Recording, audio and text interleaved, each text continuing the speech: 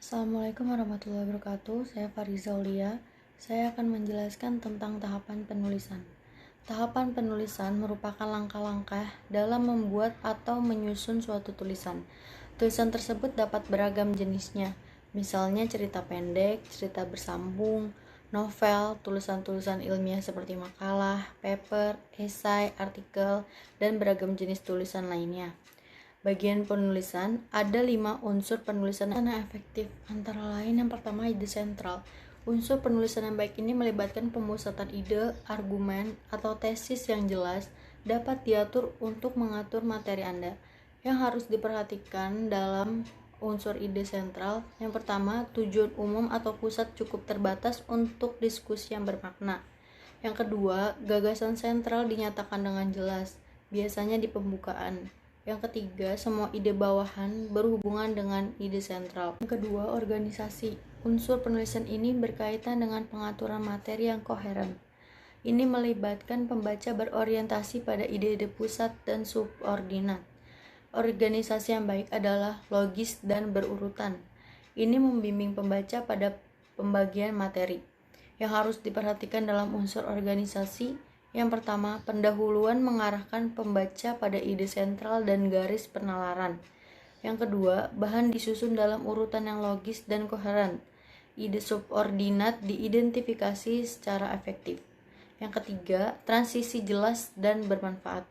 Yang keempat, kesimpulan atau penutup merangkum argumen, menekankan ide sentral, dan membuat pembaca merasa puas. Yang ketiga, bahan yang mendukung. Penjelasan, contoh, statistik, dan kutipan membuat ide dan informasi yang disajikan bermakna dan mudah diingat oleh pembaca. Dalam paparan, peran materi pendukung adalah untuk memperjelas, dalam argumen, untuk membujuk. Yang harus diperhatikan dalam unsur bahan yang mendukung adalah contohnya relevan, spesifik, terperinci, memadai, dan persuasif. Kutipan mendukung. Yang keempat, ada ekspresi, pilihan kata, dan sudut pandang. Bahasa jelas, spesifik, akurat, dan sesuai untuk audiens, tujuan, dan materi. Keragaman dalam struktur dan panjang kalimat menciptakan penekanan. Yang harus diperhatikan adalah pilihan kata jelas, spesifik, akurat, sederhana, dan bebas dari klise dan jargon yang disalahgunakan. Kalimat bebas dari kelenturan dan kerancuan. Dan yang terakhir, yang kelima, ejaan, tata bahasa, dan tanda baca. Elemen tulisan yang bagus ini hanya diperhitungkan ketika itu salah. Adil atau tidak, pembaca Anda akan melihat ejaan, tata bahasa, atau tanda baca Anda hanya ketika Anda membuat kesalahan. Yang perlu diperhatikan, yang pertama, ejaan, termasuk istilah teknis dan nama yang tepat, benar.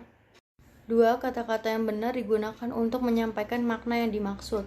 3. Aturan tata bahasa dan sintaksis yang diterima secara umum diikuti, termasuk kata ganti atau kata benda, subjek atau kata kerja yang sesuai, bentuk posesif, konstruksi paralel, dan lain-lain. 4. Tanda baca, khususnya penempatan, mencerminkan penggunaan standar. 5. Salinan bebas dari kesalahan mekanis dan kesalahan dalam proofreading atau membaca ulang kembali untuk memeriksa sebuah penulisan untuk mengetahui apakah ada yang salah atau tidak. Cukup sekian penjelasan dari saya, kurang lebihnya mohon maaf.